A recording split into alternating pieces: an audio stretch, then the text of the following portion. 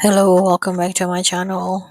I'm still, if you don't know how I make these videos, I make them in batch when I actually have the energy to do it or have the mental capacity to do it.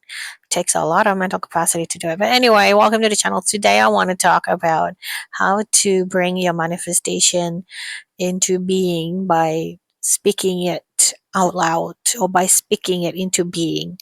Well, I kind of want to talk about it, but it doesn't mean that I actually know how to do it in a positive way.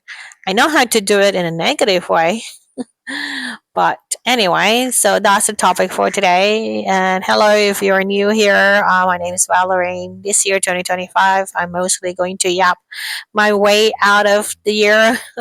And I'll probably do vlogs as well here and there. So if you want to kind of just hang out for the yaps and companions, come hang out with us and subscribe and yeah, stay a while, grab your coffee, grab your matcha. I'm still overdosing on my matcha right now. And yeah, just relax. Also, I'm a solopreneur, which means that I make my money on the internet. And I have my shop's links down in the description box if you want to check out what I sell on the internet. And let's get back to the video basically.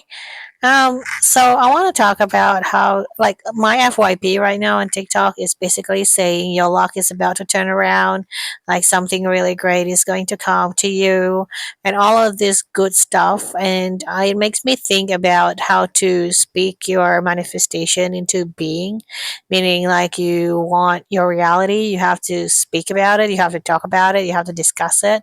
But there is a catch in my experience, especially in my world. So, first of all, you have to figure out how manifestation happens in your world and in your life, very specifically tailored to you, because it really needs to be a tailored experience. It is not going to be the same like everybody else. The way you manifest is very specific to you.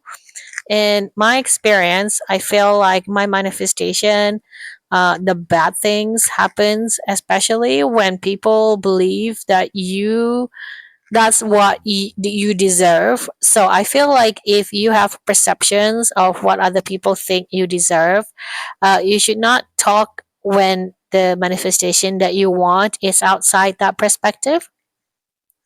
If you want that to come true, of course. If people think that you are incapable and you actually think that you are very capable, but the fact that your belief and other people's belief about you is very contradictory, that means like you need to speak it out loud when you are by yourself. You can't speak it out loud to the people that don't believe in you, mainly because it will introduce too much resistance energy and it just doesn't make sense. But the problem is you also need to not speak anything that would go against what you want to accomplish, and you should not talk about your insecurity to these people, because if you do, you would actually bring about the reverse manifestations of what you desire. If you complain about it out loud to the people who actually believe that you deserve to fail, and you really worried about failing and you talk about it, about your fear and insecurities, what would happen is that those people would actually help you manifest those fears and insecurities into realities. So it really is important, if you want to go and do something different than what you think other people would like for you to have, you have to do it either in secret or just by yourself. And I feel like that's a very hard decision to make for some people, especially if they're really relying on other people for their self esteem and also for their for their livelihood. That would be very difficult. But I think if you can manage your emotions and your thoughts and your behaviors in front of other people, this is not going to be difficult, because all you have to do is just filter out all the things that you want to say about yourself that is really good, and you should just do it when you are by yourself, or you can just do it and record it on your phone and you can listen to it later. So it's like you are your own friend and you're also your own second person, so you can be your own ears, so that you can bring the manifestation and speak it out loud, by not having people that don't believe in you. Because I feel like the most important bit is you, but at the same time, the second and most important bit is also people energy towards you. Unless you can uh, magically alchemize their negative belief in you into a positive thing. And like some people can do that, some people can basically say, and reject what people say. But there is some magical mechanics in place when people put their energy onto something, and sometimes that's outside your control, right? Like, so especially if you're in a very vulnerable position, that you actually believe in your insecurities and you actually believe in your fears, and that's an extremely dangerous place to be. Therefore, it's better not to mention that to the people that can actually put more energy for bringing those insecurities and those fears into real life. And I think you have to also see how you manifest mechanically in your life, because for some people, they have to put a discipline to manifest something. For example, they might be have to meditate for like a whole month for it to come true, and also put a discipline activities. I don't know, or maybe like journaling, or do something that is very beneficial towards them and their nervous system, like calming themselves down on top of the actual work that needs to be done. Like maybe there are trying to manifest being a lawyer, so that means you probably need to do all the studies like that needs to be done, and pass all the exams and the bar exams to become a lawyer. So those are steps that needs to be taken, and to achieve that, they might have to work a lot, and they might have to work part-time to support that dream. If you come from a very disadvantageous background, for example, and I think people think manifestation into a reality actually is a magical thing, but I think it's more like a micro, step by step reality making or creating. I feel like manifesting is in the flesh and blood, is something that is unfolding like very step by step, like very tiny steps at a time. And it's really rare that we manifest something like out of thin air, purely out of thin air. Usually, even when things are manifested out of thin air, it usually takes like 10 years for it to manifest it overnight. It's not something like, because maybe you have thought about it for 2 decades, for example. It just hasn't fruited yet. And when it does come to a result or reality, it happens really fast, but it doesn't mean that it actually comes out of nowhere. It comes out from like maybe 2 decades of shaping it every day in your mind or in your wish and in your heart. So it takes a lot of time and effort to kind of refine it into something that is very specific until it becomes real enough for it to uh, manifest in reality. But when you speak it, I feel it's really important to you as the person that wants to manifest it to resonate with it.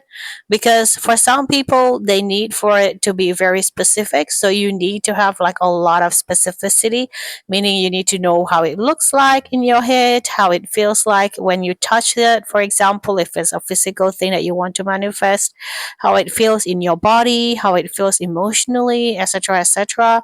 Like it needs to be really specific. But for another person, it might be like it's just enough for it to be vague, so that you can keep grasping onto it, like the essence of it in your mind, but it's not detailed enough so that you can actually think that it's actually true and it's happening in the world that right now, while it's not.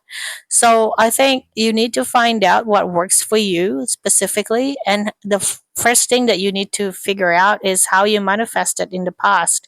Do you manifest it by obsessing about something, or do you manifest things by, kind of wish for it, shallowly and kind of forget about it, and then poof, it disappears in your life quite effortlessly.